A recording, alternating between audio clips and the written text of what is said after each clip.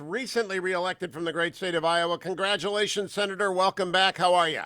I am doing great, Hugh. Thank you so much. And now that that's in the rear view, I can be here in Georgia and help out my friends David Perdue and Kelly Loeffler. I am glad to hear you were in Georgia. Today, my friend Ruth Marcus at the Washington Post tweeted at me, "Don't worry, it doesn't matter if it's 51-50 Democrat or 52-48 Republican." And I said, it makes a huge difference to the Senate Judiciary Committee, does it not? You better believe it. And I sit on the Judiciary Committee. I sit on the Armed Services Committee. There are so many important issues that it makes a difference. You know, the larger the majority we can keep in the United States Senate, the better off we will be. Now, Senator, back in 2001, George W. Bush nominated 11 judges in May of 2001. Democrats filibustered them all except for the Democrat, and that was including the future Chief Justice Roberts. I expect a Republican-led Senate and a Republican-led Judiciary Committee not to be a complete brick wall, but to keep the most radical nominees from the bench. Do you expect it to go that way? I do. But again, let's stress you, we have got to keep the majority. And so, yes, we are the firewall, that majority in the United States Senate, that majority on the Judiciary Committee. Of course, we want to properly vet any nominee that comes in front of us. But certainly, if there are some radical liberals, those judicial activists, we absolutely must be able to stop them as they are coming through the Judiciary Committee and the nominations process. And we'll be able to properly do that as long as we have the majority. Now, when an elegant and smart lefty like Ruth Marcus, who is my friend, says, "Don't worry, Joe Manchin is going to be your firewall. He'll stop breaking the filibuster." And I saw Senator Manchin say he wouldn't vote to break the filibuster.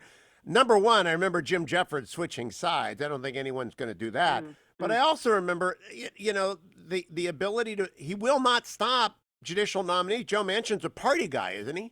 Yeah, he is. And as much as I adore Joe Manchin, I've worked with him on a number of different issues.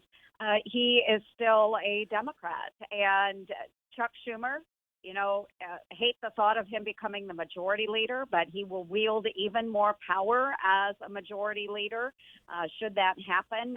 But he controls the power, and he's not going to give Joe Manchin what Joe Manchin wants if Joe is not toeing the line for Chuck Schumer. So, we've got a conundrum here. We need to get the folks out in Georgia, make sure that they are either early voting or absentee voting or going to the polls on January 5th and supporting David Perdue and Kelly Loeffler. They've been great partners in the United States Senate, worked with me on armed services issues, on agricultural policy issues, and they are all about Georgia through and through, and we need to keep them in the United States Senate. Let me play two things for you, Senator Ernst. Here's Chuck Schumer, cut number one. Now we take Georgia, and then we change the world. Yeah! I'm sorry, can you repeat that, Mr. Schumer? Now we take Georgia, and then we change America. And here is Raphael Warnock, cut number three. And if it is true that... I'm sorry, cut number four. America, nobody can serve God and the military. I wanted to ask you about that, Senator, because you have been in the military a long time. I'm sure you've seen both Chuck Schumer and Raphael Warnock make those statements on TV. Yeah. How do you react to both of them? Well, first, let's address Mr. Warnock first. And I am greatly offended by that. I served my country in uniform for over 23 years. And I'll tell you, every single one of those days that I was in uniform, I was also striving to serve my Creator God. And so for him to tell me that because I served in uniform, I could not serve God, is outrageous and offensive. And I hope that every service member here in the great state of Georgia, 9 wonderful installations in the state of Georgia, I hope they understand what that man is saying. First, the first cut you did with Chuck Schumer, I do believe that's when he was not wearing a mask in a large group of people. When he said that you take Georgia, you can change America. Folks, we live in the greatest nation on the face of this planet. You know, can we always strive to do better? Of course we can. But what change is Chuck Schumer talking about? It's moving to the radical left. It is socialism, folks. Make no doubt about it. Now, Senator, We very can't quickly, allow it.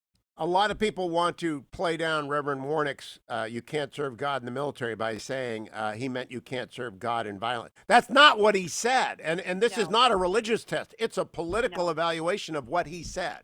It absolutely is. And I tell you, there are the best men and women serving in the great branches of our military all around this world, and they are striving to keep peace. They are striving to serve God. It is not what Pastor Warnock was saying at all. Senator Ernst, congratulations. Great that you were back in the Senate for 6 years and you're working in Georgia for David Perdue and Kelly Loeffler. Great to have you on. Keep coming back. Don't go anywhere, America. Hour 3 of the Hugh Hewitt Show.